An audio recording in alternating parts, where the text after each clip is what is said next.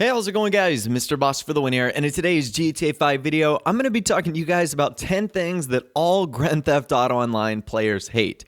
So we can agree to disagree on a lot of different things in game, like what's the best looking car or the best looking outfit. But the 10 things I've selected today are things I think we can all come together on and say, yeah, we really don't like that. So I'd love to hear from you guys in the comments down below. Let me know what you think are some of the things players hate the most in GTA Online. With out of the way, let's not waste any more time and let's get it started. Okay, the number one spot today, Glitchy AI Traffic. So to me, this became a big issue when the import-export update came out. Because the NPCs in GTA 5 have always never been great drivers. They always do silly and stupid things. That was sort of magnified with the import-export DLC. I don't know if Rockstar made any tweaks or changes, or if they did anything to alter the movement of the NPC traffic, but at the minimum, we had more valuable cargo on the road. And with the import-export stuff, if you damaged your vehicles or ran it into other players, you would feel the effects of that. So because of that, Glitchy AI Traffic is no longer not only just an annoyance, but now it takes money straight out of our pockets. And there's nothing more frustrating than you driving on the right side of the road. You're about to deliver your import-export vehicle. You haven't had a scratch on it. And then out of nowhere, an NPC comes from the other side of the road, crosses over that lane, and drives right into you.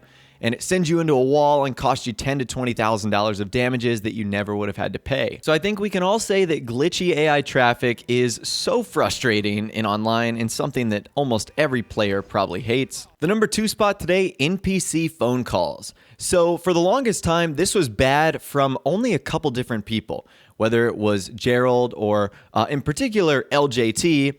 Now we have a ton of different people calling us from the various updates that Rockstar have added into the game, like Agent 14 telling us about some awesome new bunker deals, Ron telling us about how there's hangars opening up, Lester calling us saying we shouldn't miss out on this new opportunity that's come up. We get it. The phone calls are incredibly annoying. There needs to be a way to completely block all the NPC phone calls because they get so obnoxious after a while. Now, apparently there are some workarounds like with LJT and his biker business stuff, but that's a pain. You don't want to have to shut down your businesses just to prevent someone from calling you. So that's a huge bummer in my opinion. Doesn't really make a whole lot of sense. So NPC phone calls are still incredibly obnoxious to have to deal with. The number three spot, this doesn't matter if you're on PC, console, Nintendo Switch, that doesn't even exist yet, but loading screens. Loading screens and the cloud simulator are the bane of Grand Theft Auto Online's existence. I don't know if it just is bad coding or if the way online system works, it just takes a long time for things to load in. But if you have to switch sessions or go from loading screen to loading screen, it is such a buzzkill. It takes all the momentum you have away from what you're doing. Because oftentimes it could take you 3 to 5 minutes just to get from one loading screen to another or one lobby to another. I mean, you could seriously do some chores, make a sandwich, do a problem of your homework before you've even realized that something has happened in your online lobby. And with each patch update, they always say they're fixing stuff like this, but it never seems to get any better. And the more and more content they add, it's only honestly going to take longer for us to load into the game. So loading screens are obviously a huge problem. The number four spot today, I don't know how many of you guys have ever gotten into a taxi, but if you have, you know there's only one song that comes on the radio, and that song is this.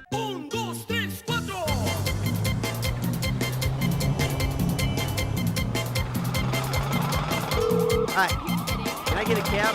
On its way, sir. Thanks for calling. Great.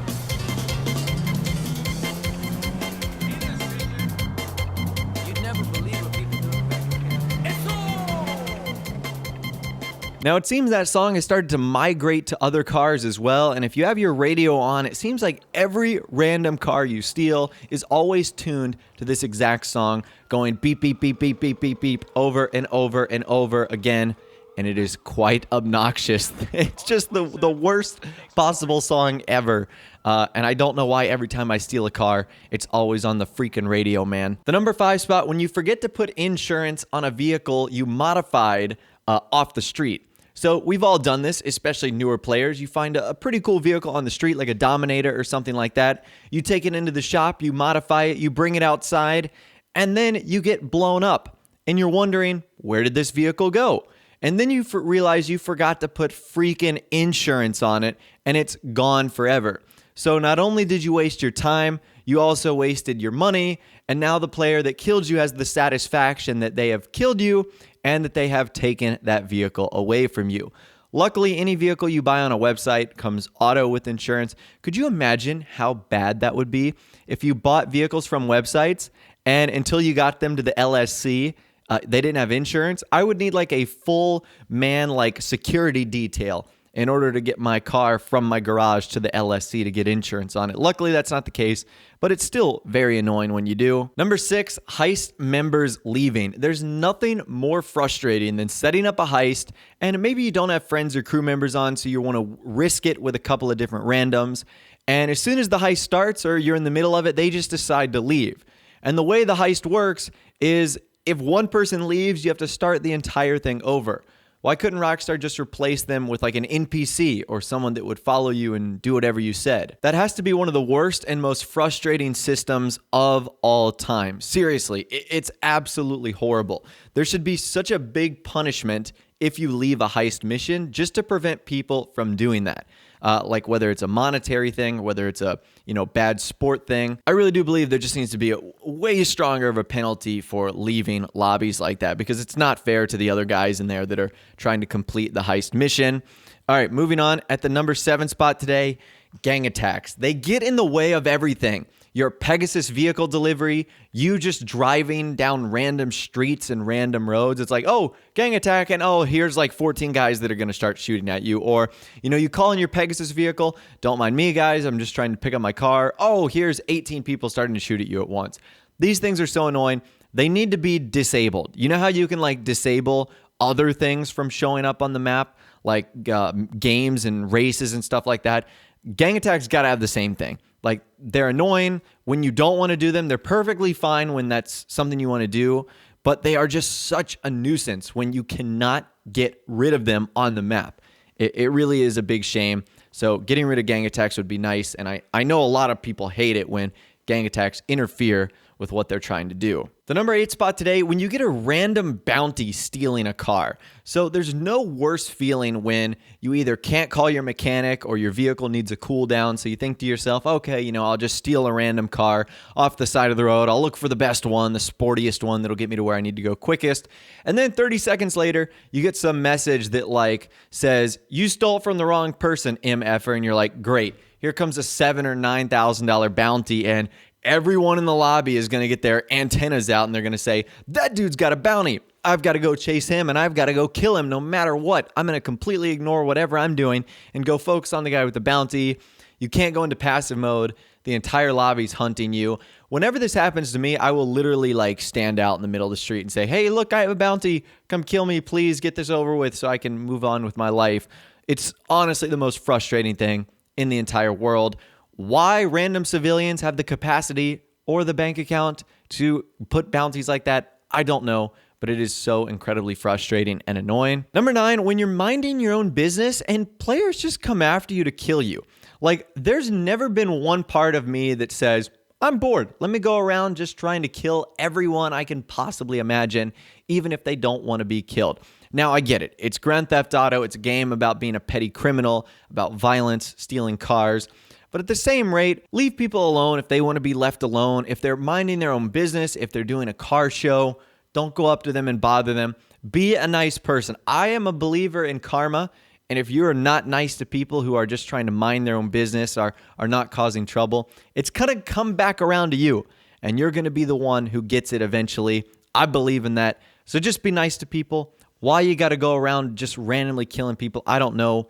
Go into a bad sport lobby and do that because everyone in there wants to just randomly kill people. So make sure you're doing that in there. And last but not least today, at the number 10 spot, I think everyone can agree, hackers and modders. Now, I'm talking about bad hackers and modders. I've had experience with good modders where we've been in private invite-only sessions enjoying the unreleased vehicles, but I'm talking about hackers that spawn stuff on you, that trap you inside of, different objects in the game, modders that, blare different sounds over the game's loudspeakers and whatnot, that are just there to grief and cause trouble and take advantage of the online system that we have right now that allows modders and stuff like that to really exist and thrive. Now again, that is kind of diving into a weird line there, because I've said in the past that some modding is good in online, like getting unreleased vehicles and whatnot.